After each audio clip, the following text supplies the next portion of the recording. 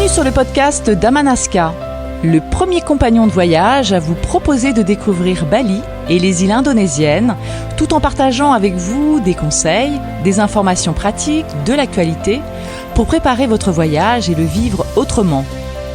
À travers nos expériences, nos coups de cœur, les histoires d'hommes et de femmes inspirants, nous allons vous raconter ce pays que nous aimons, où nous vivons. Vous faire découvrir des traditions millénaires, des cultures ancestrales et un quotidien que nous partageons avec le peuple qui vit sur l'île aux 1000 temples.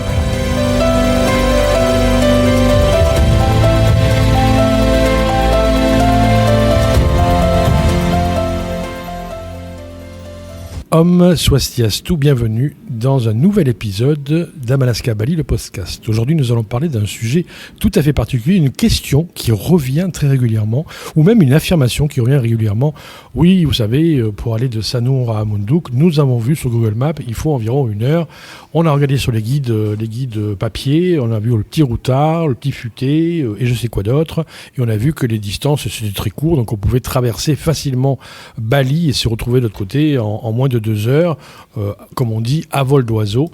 Et donc, ça devrait aller. Et donc, quand on propose des programmes, les personnes reviennent souvent en disant « Mais ça va beaucoup plus loin. Ce que vous dites là, vous dites 3 heures pour faire 25 km. Mais qu'est-ce que c'est que cette histoire ?» Donc, nous allons en parler pour vous donner une autre façon de voir le kilométrage et les distances à Bali. Un sujet tout à fait particulier, mais je pense que c'est intéressant. Il y a d'abord le piège de Google Maps. Eh oui, Google Maps, c'est un outil très utile.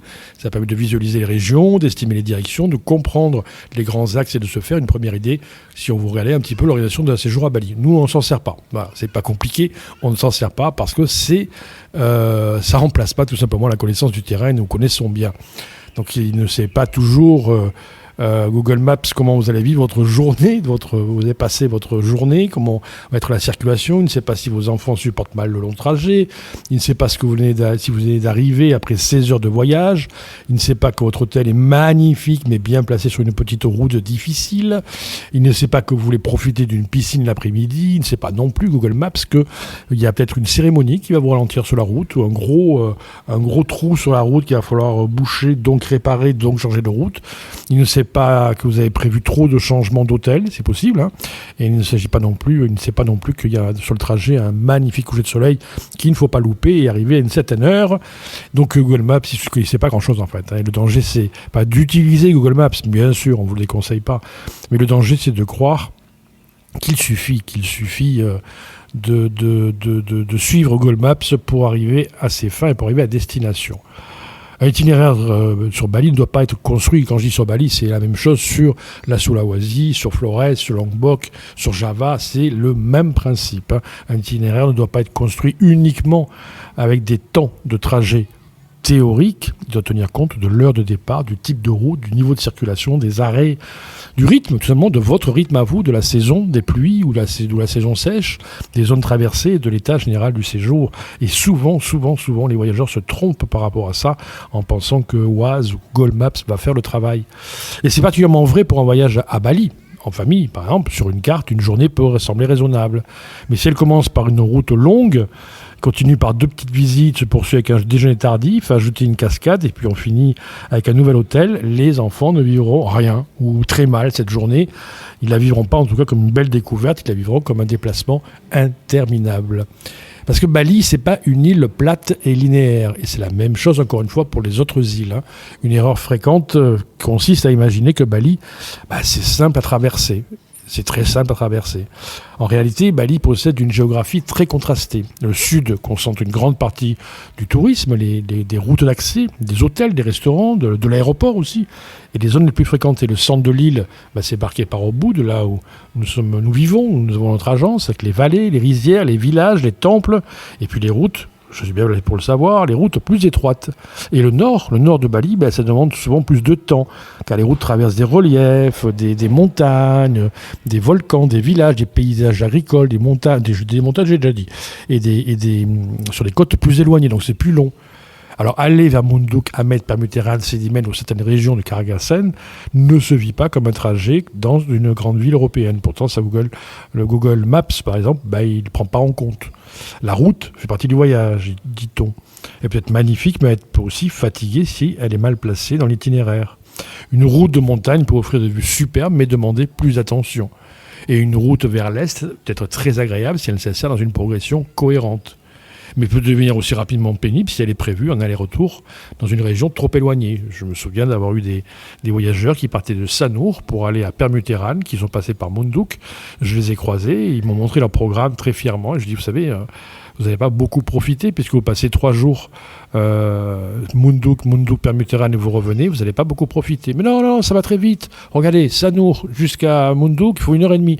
Et puis ensuite, on a regardé, et de Munduk à Permuterran, c'est pareil, 1h30. Donc du coup, en fait, au retour, je les ai retrouvés dans l'hôtel où j'étais, et ils m'ont dit, oui, mais non, c'était 3h30 pour aller à Munduk, et puis ensuite, on pensait passer de Munduk à Permuterran et faire ça en 1h30. On l'a fait en 2h30, 3h, parce qu'il y avait une cérémonie. Vous voyez que la réalité se confronte à quelque part un fantasme de route qui se déroule comme un ruban, et ce n'est pas le cas. Alors, le sud de Bali, tout simplement, c'est dense sur les routes, enfin dense, D-E-N-S-E, parce qu'on ne danse pas forcément sur les routes, bien sûr, vous l'avez compris, et donc Canggu, Seminyak, Kuta, Legan, Jimbaran, Nusa Dua, même Sanur, Denpasar et Uluwatu, semblent former un ensemble assez compact, et sur le papier, les distances, ça paraît faible. Je parle de Sanur, je vais à Denpasar, j'en ai pour un quart d'heure, pas du tout. Dans la réalité, cette zone concentre une grande partie de la circulation, des déplacements touristiques, des trajets vers l'aéroport, et du coup, c'est une circulation beaucoup plus dense. Et souvent, les voyageurs comprennent que pas loin, ça ne veut pas dire pas rapide. Ce n'est pas loin, c'est vrai, mais par contre, il faudra quand même du temps pour l'atteindre. Là, encore une fois, le sud de Bali est vraiment très particulier parce que pour aller à Sanur, pour aller à Seminyak, pour aller à Jimbaran, il faut du temps, même s'il y en a un bridge maintenant, un pont, ça prend toujours du temps, et ça dépend aussi, bien évidemment, du timing, c'est-à-dire que suivant si vous partez le matin très tôt, l'après-midi, le soir, ça changera également. Les cérémonies aussi peuvent ralentir la route, et c'est normal, la cérémonie, ça c'est Bali, c'est une île de cérémonie. Donc les processions de Odalan, les mariages, les crémations, Galungan, Kolingan, Nyepi, les rites familiaux et j'en passe, je ne vais pas vous faire la longue la liste, mais ça bloque les routes. Les personnes sont là pour faire des processions sur la route. Et vous qui aviez prévu de mettre 1 heure pour aller à Sanur, vous mettrez 3 heures et vous ne pourrez rien y faire. Alors bien sûr, avec nos propres chauffeurs, nous connaissons les raccourcis, nous connaissons des routes parallèles, mais encore une fois, le Google Maps ne les maîtrise pas forcément comme nous pouvons les maîtriser. Et puis c'est pareil, les ports aussi. Les ports, ça change aussi la perception des distances. Si les distances trompent encore plus lorsqu'on ajoute des îles. Les îles Gili, Nusa Penida, Nusa Lembongan ou Lombok semblent proches de Bali. Et on se dit, mais c'est un petit coup de bateau et ça va vite. Et elles le sont en fait géographiquement, mais une traversée ne se résume pas à un temps passé sur le bateau. Il va falloir rejoindre le port, prendre le billet. Peut-être que vous l'aurez eu avant, mais peu importe. Et ensuite, il va falloir attendre. Et si par exemple vous allez... Pardon, excusez-moi. Si vous allez sur les îles Gili, eh bien votre bateau peut tout à fait s'arrêter à Lembongan, Nusa Penida, puis ensuite les îles Gili. Donc au lieu de mettre 1 heure ou 1h30 comme c'est marqué sur le ticket, vous mettrez 3 heures. Parce que ce n'est pas simplement des lignes bleues sur une carte, il n'y a pas de contrat. Ça fonctionne comme ça et chacun y va à son rythme. Donc on vous a donné un petit ordre d'idée des distances un peu touffues, c'est tellement fouillis pour vous et ça remet en question peut-être l'élaboration de votre programme en vous disant mince, j'ai prévu 2 heures pour aller à un point A, un point B, mais en fait en finalité s'il a raison, et j'ai raison, je peux vous l'assurer, ça va prendre plus de temps et parfois ça prend moins de temps d'ailleurs, donc la durée est subjective, ça va nous tromper, on va pas savoir comment faire.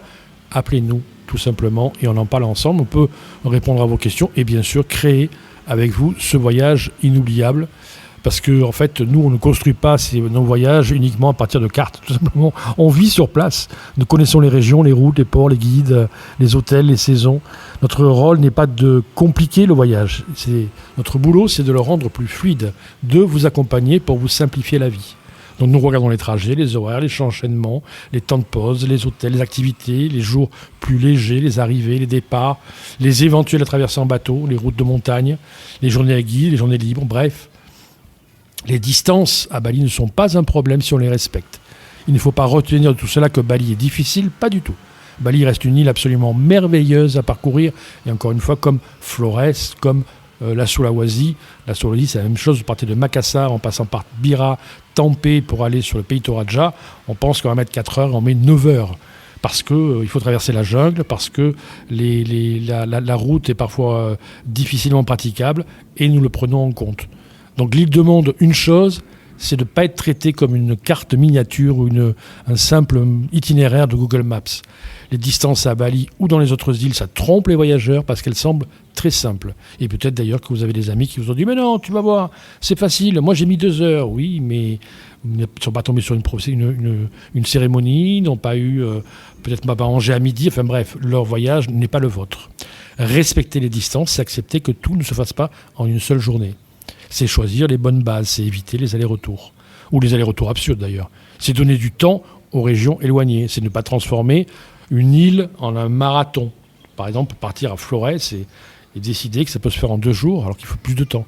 C'est comprendre que la fluidité vaut parfois plus qu'une visite de plus. Alors, c'est encore plus vrai en plus pour les voyages en famille. Voilà, petit épisode qui, je l'espère, ne vous a pas découragé de venir nous voir, mais bien au contraire, de vous organiser en conséquence en vous disant que ça peut être trompeur de penser que Google Maps ou autre peut vous donner les bonnes informations, et même, encore une fois, les autres voyageurs, les amis, la famille qui ont pu venir avant vous à Bali ou dans les autres îles, ont un voyage qui les concernait et qu'il est important de bien comprendre les distances pour les apprécier. Merci d'avoir écouté cet épisode. N'hésitez surtout pas à nous contacter, bien sûr, d'aller sur le site internet où il y a des formulaires et là on peut vous aider. Nous sommes là pour simplifier votre voyage. N'hésitez pas à laisser des avis sur Apple Podcasts, sur Spotify. Ça nous fait chaud au cœur et ça nous fait du bien de savoir que vous appréciez ce podcast Damanasca Bali. Allez visiter Instagram, regardez Facebook et puis bien sûr la chaîne YouTube. Vous avez plus de 240 vidéos qui peuvent vous donner envie, en tout cas on l'espère, vous donner envie de venir avec nous, avec Damanasca, et découvrir où nous vivons. Merci et à très vite pour un prochain épisode Damanasca Bali, le podcast.